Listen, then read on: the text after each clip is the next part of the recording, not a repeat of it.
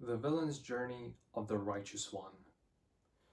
The righteous one, then the main antagonist and villain of the chess mystery, was once a good man, the one who was born at the time when all the different races of Grealius, be it humans, be it elves or aberrants, none of them were desecrated by the great power of the first unknown and by the righteous one himself. He was born in the world of Grealius when life was just starting to appear, and this man, who would later be known as the Righteous One, was called Adagam. Adagam was one of the greatest blacksmiths in the kingdom of Remirion, which at that time did not have a king, one of the only two kingdoms that did not have a king at that time. It was Aquilia and Remirion, the land of Elves, Aquilia, and the land of Man, which is Remirion. They did not have their ruler until a certain event happened. And so was one of the best in this blacksmith craftsmanship, and he was working in his with his anvil and with his tools, not alone, but with the help of another man called Derry. And so him and Derry worked day and night in order to create the toughest, the most protective armor possible, not for the sake of war, as at that time no one knew what war was and for what reason would one wage war, as everybody lived in harmony with nature and with each other. All the races helped each other to survive, and so there was no such negative emotions as jealousy, as anger, as hatred, and there was no violence as violence in terms of like war and getting resources by fighting or killing anyone, because at that time such things did not exist. They did not exist because the first unknown was not yet able to manipulate the life itself and desecrate it through any sort of means.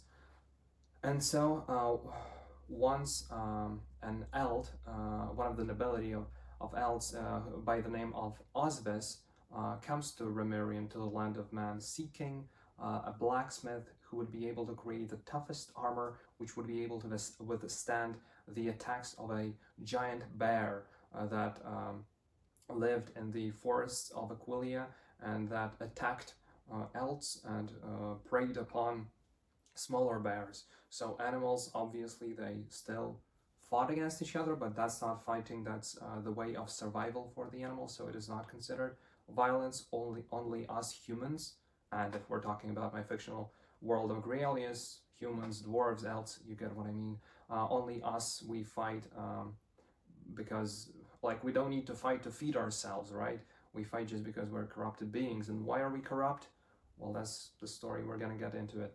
And so Osbus comes to Remirion and finds this Edagam and his pupil Derry, who's making the best possible armor.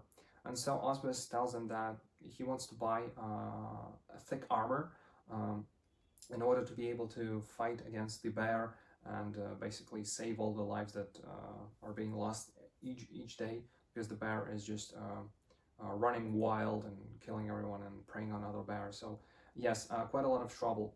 And Edgam, of course, he accepts the offer and says, like, what's the size you want to make, you want the armor to be made for, like, which elf is going to be wearing it? And he says, oh, you can make it for, like, based on your own measurements, as our best warrior is the same kind of has the same kind of physique as you do. So Edgam makes the armor, and Oswis stays there in Remirion waiting for the armor to be completed.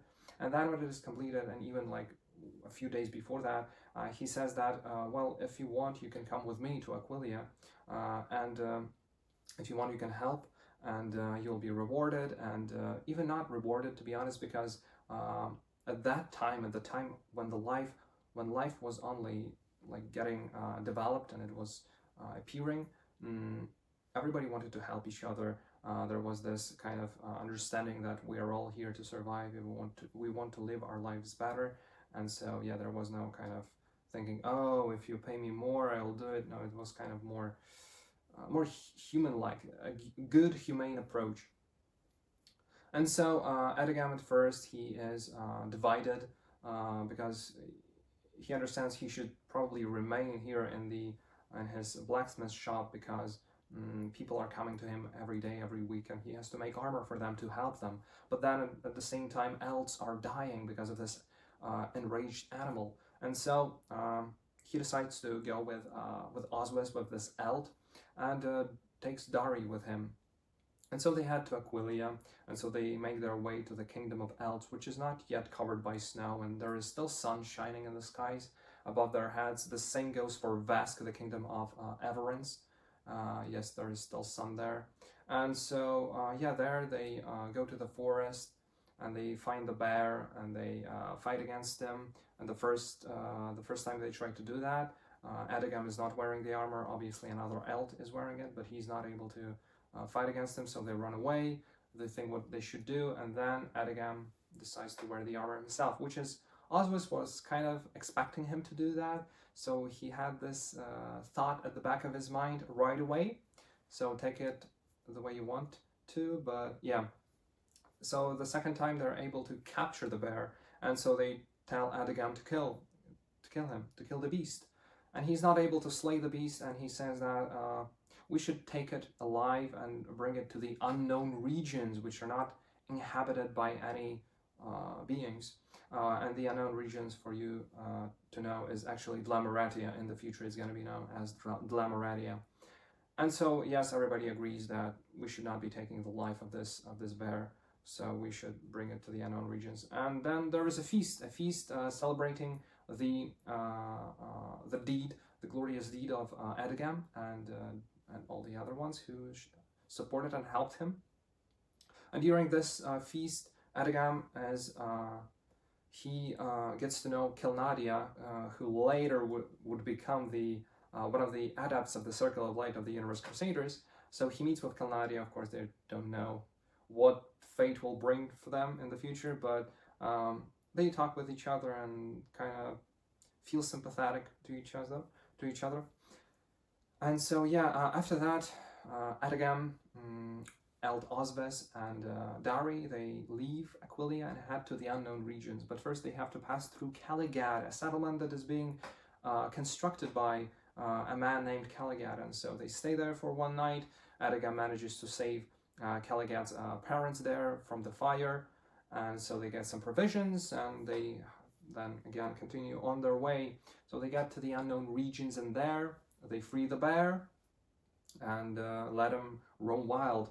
And so after that, they are deciding what to do next. And so Oswes tells that why don't they start traveling around the world and helping each other solve their problems and do stuff to make them grow, to make their kingdoms establish themselves better, and just overall make everything increase in terms of their development and stuff. So Edgam and Dari agree with this, and so their friendship and their bond kind of starts to form. And so first they go to Volgast, the kingdom of dwarves, where they help dwarves mine minerals and precious metals, and also while doing that, Edgam becomes really interested in rock carving and in these ornaments and these statues and figures and what have you that dwarves are so masterfully carving from the rocks, just simple rocks and whatnot. And so he becomes one of the best students that dwarves ever had. And when the time comes to finally leave Volgast, the righteous one, who's not the righteous one yet, I mean Edgam, of course, he carves three statues of him and his friends Osves and Dari. And so they leave Volgast after some time, after helping dwarves, and then they head to Vesk, the kingdom of Averance, and there they help them mine, but not the precious metals, but the crystals that only Averance possess. These shimmering in all colors of the rainbow with this prominent purple color. These crystals that are not yet sought after by the dwarves. They are not yet cursed by whatever power that we're going to be talking about later in this video, but they're not yet cursed, so the dwarves are not really feeling any kind of willingness to get the crystals. I mean, crystals are crystals, right? They don't really want to get them. Oswes, Dari, and Adagam are mining crystals, helping Avarans, and during this time, Dari falls in love with one of the Avaran miner girls, whose name turns out to be Amelie's. And so during one of their mining sessions, an accident happens when a rockfall happens and the ceiling collapse on top of Emily's, but Dari, at the last second, he is able to save her, but then he gets wounded himself. He loses his eyesight because his eyes are no longer functioning because of the rocks that fell into his eyes, and so he's forced to be left behind by Adagam and Osves. But Emily's accepts his love, and because of the feeling that she has inside of her, that she is responsible for Dari's loss of sight, and so she remains by his side as he is unfortunately now an invalid, a disabled person, and Dari and not Dari, Osvis and Adagam, they leave west and head to the port of Rezenland, the port that is also being constructed at that time, and they help sailors get fish from the sea, from the Strait of Ancestry, and do other various things to help the people who live in the fort. And then one day Oswis tells Adagam that they've done quite a lot of things by now, and so there should be a feast in the name of Adagam, who has done so many things for the people of Graelius, for all the races. And so the feast, the celebration is happening, and during this celebration, Adagam meets with Kaladi again, and their relationship, their bond starts to form even more. And during this feast, Oswis says a very shocking thing for Adagam. He proposes for Adagam to become the first ruler of the lands of the man of Romerian. And so everybody accepts, and Adagam is shocked by this realization that he's now to be a king. He's now to be a king and to head to Romerian, back to his homeland, not as a blacksmith, but as the first ruler of man. And so it happens, they head to Romerian, where Adagam is crowned and where he becomes the first ruler. And after that, he marries Kalnadia. Oswes tells Adagam that they had a great journey together, but now he has to leave him alone here. And so he heads back to Aquileia in order to sort things out about his own noble position and about his own wish to become a king of Aquileia. And so time flies, and Oswes comes back to Adagam after a couple of years. At that time, Adagam already has little children, and he lives as a good husband with Kalnadia, as a ruler of Romerian. And Oswes was not able to achieve any of it during his time in Aquileia, despite his best efforts and a lot of things that he has done for his nation of Elds. Unfortunately, they do not consider him the one who should rule them.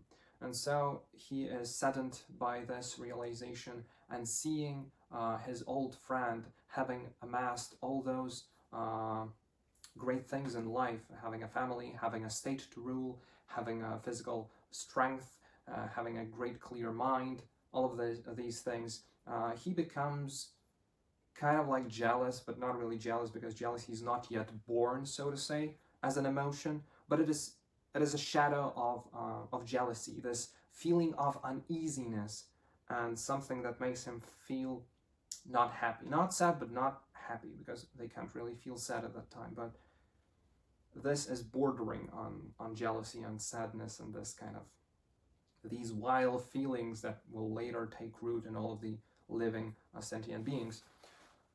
And so Adagam tries to cheer him up, his best friend, and says that you were always like making feasts in my name, but now tonight, I will make a feast in your name, in the name of Osves, the great Eld. And so this happens, the feast, and Adagam tells everyone that Osves is such a good guy, and so on and so forth. But Osves still doesn't feel relieved or accomplished, and so he leaves. And at that time there was pretty bad weather. It was raining, there was a storm, lightning, and the castle of Asberon was located near a cliff, and there was a sea right Like you leave the castle, you walk for a couple of minutes, and there is a sea already. And so Osbus was standing there on the cliff and just looking at the sea, at the storm that was happening, and the lightning and whatnot, because it was really the weather was translating his own inner emotions, which he did not understand quite well. And so Adagam, seeing that his friend is nowhere to be found inside the hall, he leaves the castle and goes to the cliffs and finds Oswald there. They have a brief talk, and Adagam steps on the edge of the cliff looking at the sea, and Oswald sees that it starts to crack, and he starts to say that his friend should immediately run and jump. I mean, just get out of the cliff that is gonna fall down, but he's not able to basically save himself. And so Adagam falls, but is able to grasp one of the rocks that are sticking out. And so he's asking his friend Oswald to help him out. And Oswald is waiting. He cannot make a decision. He wants to save his friend, but at the same time, for some unknown reason, he does not. And so, because of the weight, Adagam can no longer hold. And so the rock breaks and he falls to his death, leaving Oswald standing on the cliff. But this is not the end of Adagam's life, as he's ascended and picked up by the great principle of the universe, the second unknown, which granted life for all. And his essence, his consciousness, his memories, all that makes him gets ascended, his soul, and to the heavens, if you will, to the abode of the universe crusaders, this light kingdom. And so he's told about the truth of the creation of the universe, and of how now he's granted an eternal life without his mortal shell in this realm, where he can realize the galaxy, be united with the universe, and just let the light pass through him, being in this perpetual state of incredible feeling of being both relieved, free, and light. And so he becomes not only just our universe crusader, but one of the adepts of the circle of light, the strongest universe crusaders, as he, during his life in the flesh, did so many good things for all the people of Grealius. And so for some time he lives without even remembering how he died in his mortal flesh, and that he died not because of his own volition, or I should say not because of his own body's malfunctioning or the age or what have you. He died because of circumstances that should not have been the way they were if Oswald would have saved him. But one day, when the adepts of the Circle of Light decide to see how things are going on in the mortal world, they open up the great mirror in which they can see the whole Grealius, the whole planet, above which they reside now, the essences, obviously. And so, of course, Adagam is one of those who open the mirror, because all of the adepts should be doing it if they want to do it, otherwise it's impossible. And he remembers about his friend who did not save him. And he decides to see how things are going on in his kingdom. What about Oswald? What about Dari? And so he does that, and he sees that Oswald took his place. He took his place as a king of Remirian, having married another woman, having given birth to children, to those who would inherit his lineage of kings. And so he basically becomes the other first king, because Adagam, obviously, he did not live long enough to be remembered that much. And so Oswald became this king of Remirian. And Adagam starts to feel something inside of him. Something is boiling, and he can feel it so immensely. And then a realization comes. A realization that Oswald was wrong. And this realization comes after a certain voice, a certain entity visits him. An entity that is so alien to him, that is so vile and despicable. But this entity then takes root inside of him and makes him become the one who he becomes. The righteous one, the first chosen one of the first unknown, of the principle that was biding its time to finally show itself and make itself present in the world of the living and in the world of those who have died and lived again in order to protect the principle of life. And so the righteous one, now seeing the truth of the world, of how it should be, without any life, of how only negative emotions can bring about death and suffering, that which will inevitably lead to the great slumber of the universe. And so he accepts this this understanding of the state of being of everything. And so now, becoming the chosen one of the first unknown, he creates new creatures born in the darkness, orcs, goblins, trolls, in the land of Dlamoretia, as he calls it, in the unknown regions. He also creates the other monstrosities inside of on the land of in the land of Dlamoretia. Not only that, he desecrates all of the living beings, uh, granting them the ability to feel negative emotions that would lead to violence and whatnot. And so he also makes dwarves who live in a neighboring state of Wesk and Wolgast, so that they crave the crystals of avarice so much that the war will never end between those two kingdoms. And so the adepts of the Circle of Light realize that something horrible has happened, and they have to do something, otherwise all is lost. And so they fight against the Righteous One. But he's so powerful. He's the most powerful of them all, and so he's able to withstand their attacks. And now, wielding the power of the First Unknown, he can wound and kill his own once brethren. Only Demirian, the maintainer who's not yet the maintainer of the line between good and evil principles and understandings in the lives of the mortal sentient beings. He's not yet that. He's one of the adepts of the Circle of Light. That's it. But he's able to defeat the Righteous One, but not kill him. The adepts of the Circle of Light are only able to take from the Righteous One the power to influence the mortal world from his own personification, from his own essence, and so that they banished his essence to the mortal world of Grielius. And so, stripped away from his real powers, but still having the power to influence the minds of the mortal creatures living in the Grielius, the Righteous One does not surrender, of course. He wants to bring about the great goal of the First Unknowns, so he seeks out someone who can become this chain that would bind him to his old powers, at least a part of his old powers, and be able to translate them through this chain to influence Grielius even more, to bring about chaos in Grielius. And so he finds this man who is suffering, who is a poor man, who wants to rule the world and basically destroy everything, because he was betrayed by his family, betrayed by everyone, and he's basically starving. And so with this man, whom he calls Elucidov, and Elucidov being a prefix or more like a surname for all of the adepts of the Circle of Light, because they have like Demirian v. Elucidov.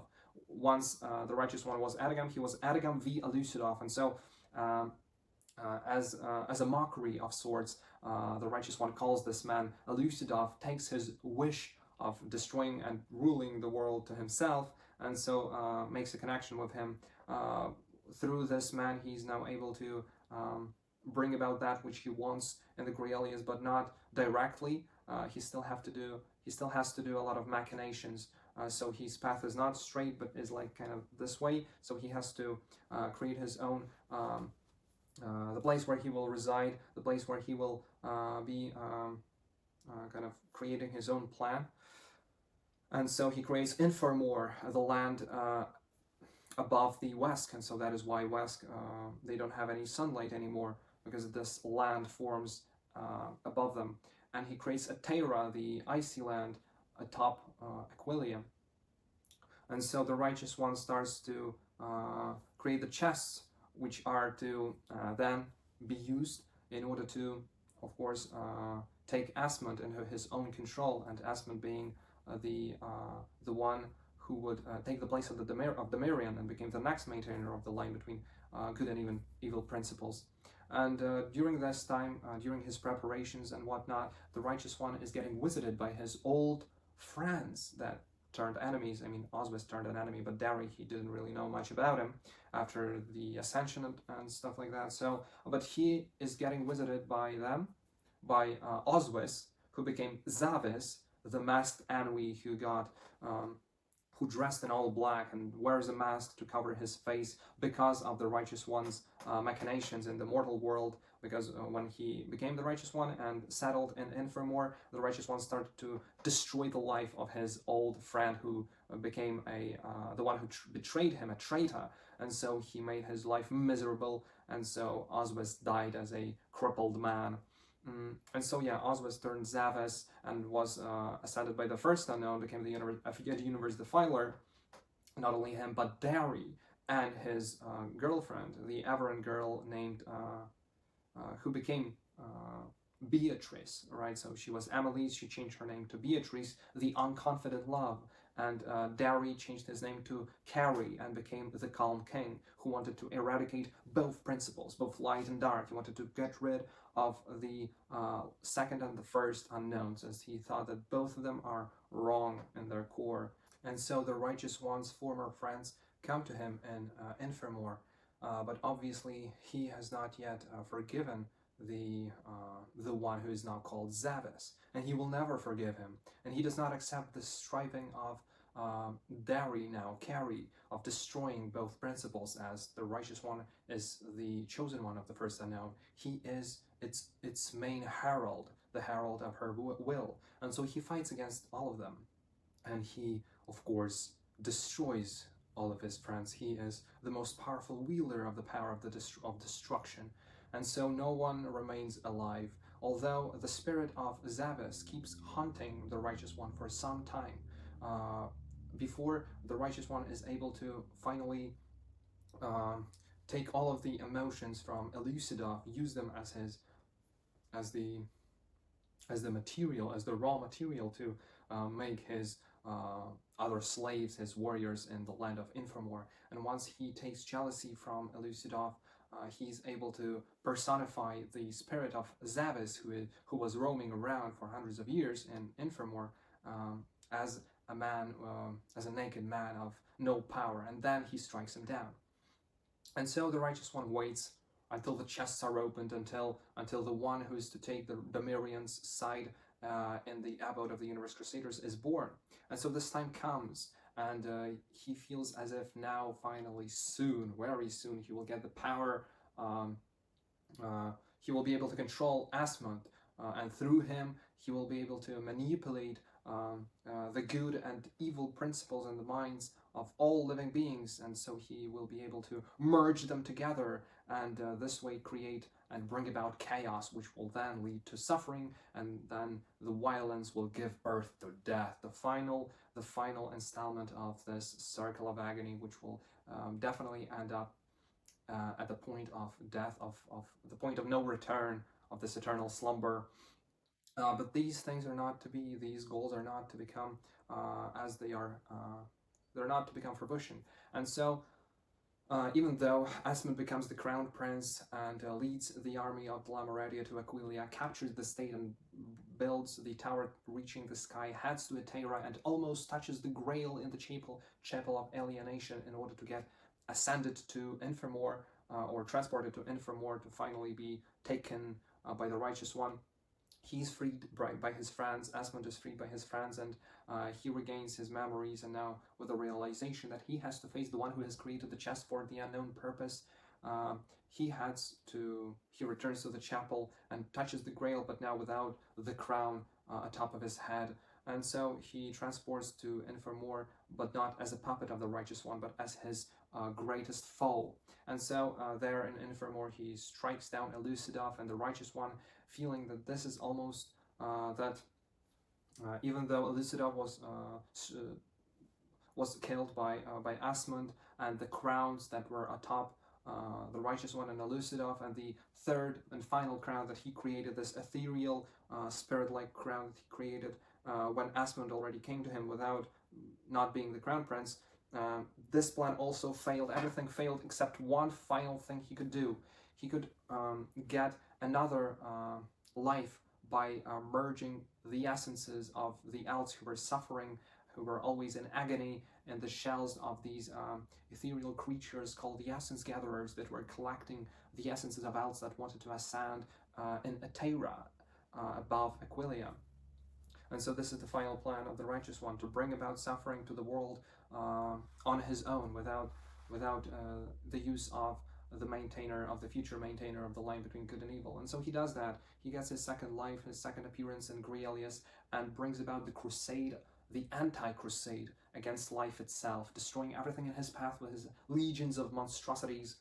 But then he faces against Asmund one last time in his battle, and in his final attempts, he's using all his powers that are left within him. He's transforming into this giant demonic creature with wings. He's using the sword of pure first unknown, but nothing helps against this great hero who is able to withstand all the trials, and in the end put the Righteous One out of his misery, basically, because at the end, when he's fighting against Asmund in Remirion on this one of the giant bridges, the Righteous One, for a moment, he realizes that everything that he was doing is futile, because he's realizing that death is something that can only desecrate. That is something, this eternal death, right? Not the death of the mortal shell, that is the nature, the way of the nature, but the death of everything completely, despair and villainy and treachery and all of these things. They cannot be good. And for a moment he realizes that, and he's not like realizing it, he's remembering his past self when he was Adagam, one of the kindest persons to live on Grealius. But this realization only comes for a moment, and after that, of course, the First Unknown takes her power back over him, and Asmund has nothing else to do but to strike him down and put an end to this seemingly eternal fight within the Righteous One and across the whole Grealius.